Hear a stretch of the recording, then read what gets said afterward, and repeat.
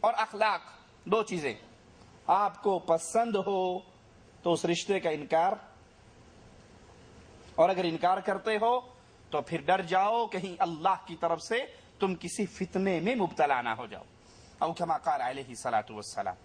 تو شادی کی بنیاد نہ ذات پات ہے، نہ برادری ازم ہے، نہ خوبصورتی، مال، حسب اور نسب ہے۔ شادی کی بنیاد صرف دین، ایمان، اسلام، توحید، یہ شادی کی بنیاد ہے۔ مجھے میرے دوست نے ایک تحفہ میں انگوٹھی دی جس میں عقیق لگا ہے، کیا میں اس کو پہن سکتا ہوں؟ انگوٹھی میں کوئی پتھر لگا ہوا ہو اور انسان بطور زینت پہننا چاہے تو کوئی حرج نہیں انشاءاللہ، لیکن اگر اس کا عقیدہ اس پتھر سے منسلک ہو کہ یہ پتھر پہننے سے بواسیر ختم ہو جاتی ہے، یہ پتھر پہننے سے بلڈ پریشر ختم ہو جاتا ہے، یہ انگوٹھی جو ہے یہ ہم نے بابا حجویری کے عرس سے لی تھی، یہ پہننے سے ہر طرح کی مصیبت ختم ہو جاتی ہے، تو پتھروں پہ اعتقاد رکھنے والا انسان مشرک ہے۔ پتھروں کا سردار حجر اسود ہے۔ امیر المؤمنین عمر ابن خطاب رضی اللہ عنہ وارضا اس حجر اسود کے سامنے آتے ہیں اور چومنے سے پہلے کہتے ہیں میں جانتا ہوں تو ایک پتھر ہے، نفع اور نقصان تیرے ہاتھ میں نہیں، چومتا کیوں ہوں؟ کیونکہ میں نے محمد رسول اللہ صلی اللہ علیہ وسلم کو تجھے چومتے ہوئے دیکھا۔ ستاروں میں عقیدے رکھنے والے، پتھروں میں عقیدے رکھنے والے یہ اہل ایمان نہیں ہے بلکہ یہ اہل شرک ہیں۔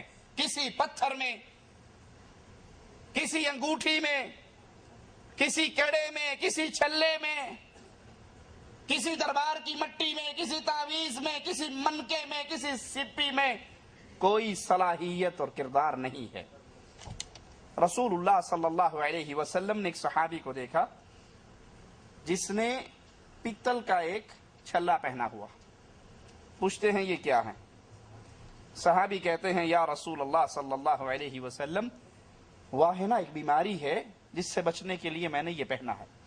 آپ نے فرمایا انزعها فإنها لا تزيدك إلا وهنا، اس پتھر کو اتار کر پھینک دو، یہ تمہاری بیماری میں بسبب شرک اضافہ کرے گا، کوئی کمی۔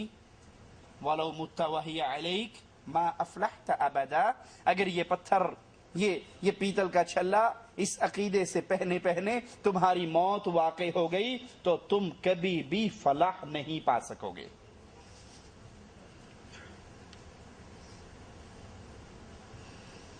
اہل حدیث، اہل سنت یا بریلوی کی تعلیم کیا نبی پاک نے دی؟ اگر نہیں تو ہم لوگ اس طرح کی تقسیم میں کیوں پڑے ہیں؟ رسول اللہ صلی اللہ علیہ وسلم نے ہمیں تعلیم دی ایک راستے پر چلنے کی، اور وہ راستہ صراط مستقیم، جس کی وضاحت خود رسول اللہ صلی اللہ علیہ وسلم نے فرمائی۔ اللہ کے نبی علیہ الصلوۃ والسلام فرماتے ہیں میری امت کی 73 فرقے ہوں گے، لمبی حدیث ہے، 72 جہنم میں جائیں گے اور ایک جنت میں جائے گا۔ وہ جنت میں جانے والا ایک کون ہے؟ اس کی وضاحت بھی خود رسول اللہ صلی اللہ علیہ وسلم نے فرمائی، ما انا علیہ واصحابی اليوم، آج جس دین پر، جس راستے پر میں اور میرے صحابہ ہیں، یہ راستہ جنت میں جانے والوں کا راستہ ہے۔ تو رسول اللہ صلی اللہ علیہ وسلم نے اہل جنت کی تعلیم ہمیں دی، اور اہل جنت کون ہیں؟ جو رسول اللہ صلی اللہ علیہ وسلم کے راستے پر اور آپ کے صحابہ کے راستے پر ہوں۔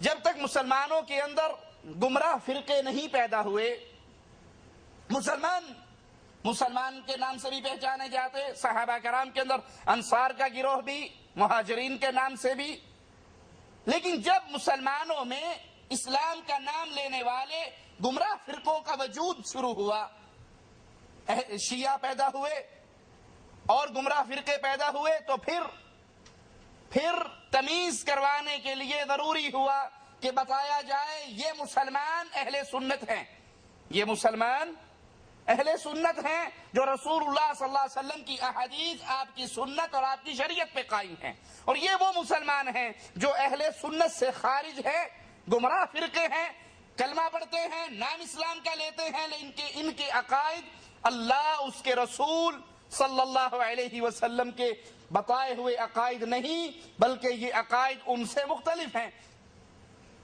یہ تفریق کرنا ضروری ہوئی جب مسلمانوں کے اندر کلمہ گو گمراہ فرقے پیدا ہوئے، اور آج یہ گمراہ فرقے اتنی کثرت سے ہیں، نام اسلام کا ہے، نسبت اسلام کی طرف ہے، تو ان کے درمیان تمیز کرنے کے لیے یہ بتانا ضروری ہے یہ اہل سنت ہیں، یہ اہل بدعت ہیں، یہ اہل شرک ہیں، یہ اہل توحید ہیں۔ یہ تمیز کے لیے صفاتی نام رکھے، اور محدثین کے دور سے یہ نام چلتے آ رہے۔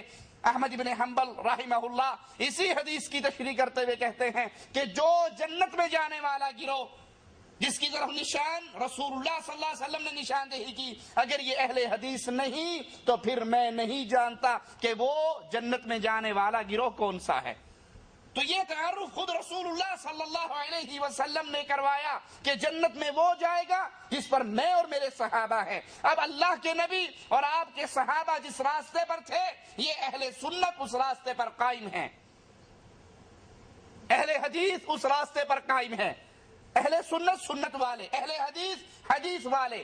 اللہ نے قرآن کو بھی حدیث کہا ہے، فَبِأَيِّ حَدِيثٍ بَعْدَهُ يُؤْمِنُونَ۔ محمد کریم صلی اللہ علیہ وسلم کے فرمان کو بھی حدیث کہا ہے، تو قرآن اور حدیث کو تھامنے والوں کو اہل سنت اور اہل حدیث کہا جاتا ہے۔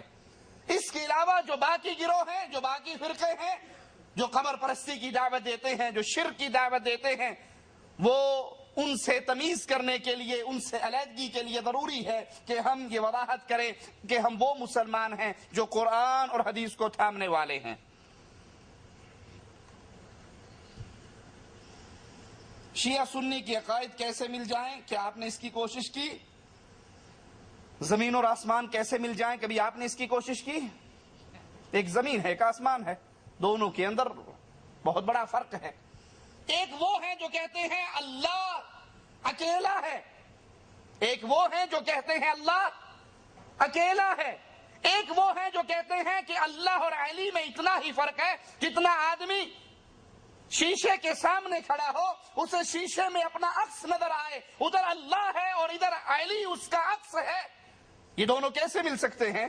ادھر ایک ہیں جو کہتے ہیں اللہ کی کتاب قرآن سچی اور آخری کتاب ہے، لا ریب فیہ، اس میں کوئی شک نہیں ہے، اور ادھر وہ ہیں جو کہتے ہیں یہ تبدیل شدہ کتاب ہے، اصل قرآن کے اندر تو 17,000 آیات ہیں۔ یہ کیسے مل سکتے ہیں؟ ادھر ایک ہے جو کہتے ہیں نبی کے صحابہ کائنات کی افضل ترین ہستیے ہیں، اور ادھر ایک ہے جو کہتے ہیں کہ نبی کی وفات کے بعد سوائے 3 کے نعوذ باللہ یا 4 کے یا ایک روایت میں 7 کے سارے ہی کافر اور مرتد ہو گئے تھے۔ یہ کیسے مل سکتے ہیں؟ اہل سنت قرآن کو حقیقی مانتے ہیں، اہل سنت اللہ کو اکیلا مانتے ہیں، علی کو اللہ کا بندہ مانتے ہیں، علی کو اللہ کا عکس نہیں مانتے۔ اور جو اہل شرک ہیں، اہل توحید کبھی اہل شرک کے ساتھ مل نہیں سکتے اور اکٹھے نہیں ہو سکتے۔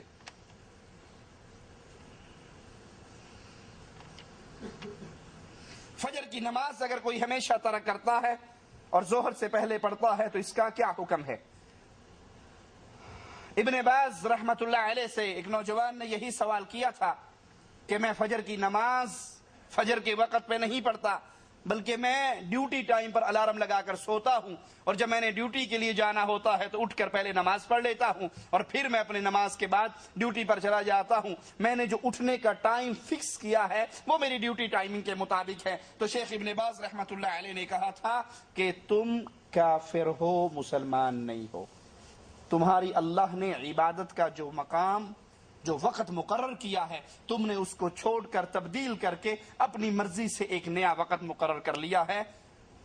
اور دلیل ارائیت الذی من اتخذ الہہ ہوا، کہ تم نے ایسے شخص کو دیکھا ہے جس نے اپنی خواہش کو اپنا رب بنا لیا۔